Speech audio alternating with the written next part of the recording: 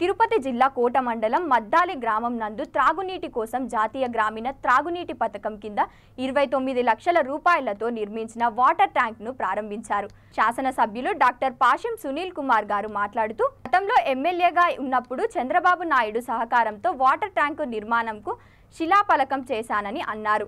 గత వైసీపీ ప్రభుత్వం పట్టించుకోకుండా అలాగే ఉంచేసింది అన్నారు. చంద్రబాబు నాయుడు సహకారంతో మరలా నేను ఎమ్మెల్యేగా గెలుపొంది పూర్తి చేసి మీ రుణం తీర్చుకుంటున్నందుకు చాలా సంతోషంగా ఉంది అన్నారు.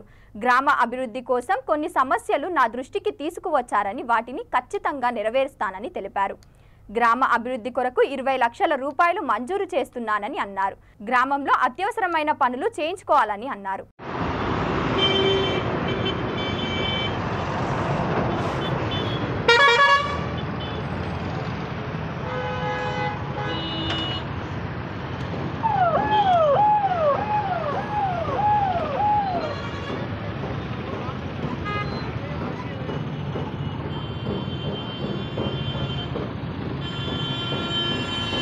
కష్టం తెలుసుకుని ఈ రోజు కూడా నా నెల్లూరులో ఇల్లున్నా హైదరాబాద్లోనే నేను నివసిస్తున్నా. ఇల్లు కూడా ఎందువల్లంటే నాకు తెలుసు, బాధలు తెలుసు.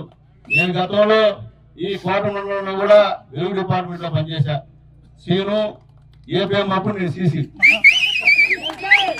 ఎందుకంటే వాస్తవాలు చెప్పాలా, అంటే మున్సిపల్ చైర్మన్ అయితే వెలుగులో పనిచేశా.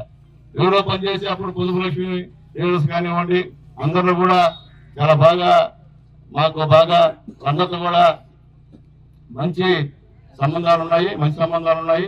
అందరూ కూడా సునీల్ కుమార్ అంటే అందరికీ తెలుసు, అందరూ కూడా ఎందుకంటే పనిచేశాను కాబట్టి డిపార్ట్మెంట్ లో. అలాగే తర్వాత ఏపీఎం చేశాడు నన్ను మా ఐఏఎస్ ఆఫీసర్ పెద్ద ఎక్కడున్నాడు సార్ భగవంతుడు.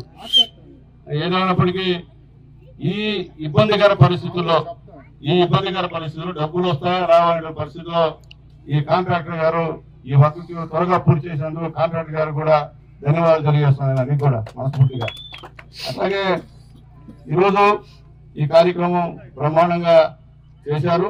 అట్లాగే ముఖ్యంగా నేను ఈ గ్రామంలో పెద్దలకి మా నాయకులందరికీ తెలియజేస్తున్నా, రేపు ఈ యొక్క విద్యా కమిటీ ఎలక్షన్స్ ఉన్నాయి.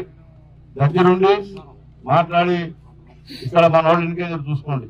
ఎందుకంటే మనం ఎన్నికైతే రాబోయే రోజుల్లో లోకేష్ బాబు గారి నాయకత్వంలో ఈ స్కూల్ కానీ మీ గ్రామానికి కానీ ఎన్నో అభివృద్ధి కార్యక్రమాలు జరుగుతాయి. కాబట్టి ఏ గిరంగా అయితే ఇంకా మంచిది. ఒకవేళ పోటీకి వచ్చినా వాళ్ళతో మాట్లాడి అదే అందుకేనన్నా ఇవన్నీ మనోళ్ళు గెలిస్తే మనం చేసుకోవచ్చు. కాబట్టి మనోళ్ళు గెలిపించవలసింది అందరినీ రిక్వెస్ట్ చేస్తున్నా. అట్లాగే ముఖ్యంగా ఇక్కడ చెప్పున్నా చెప్తాను.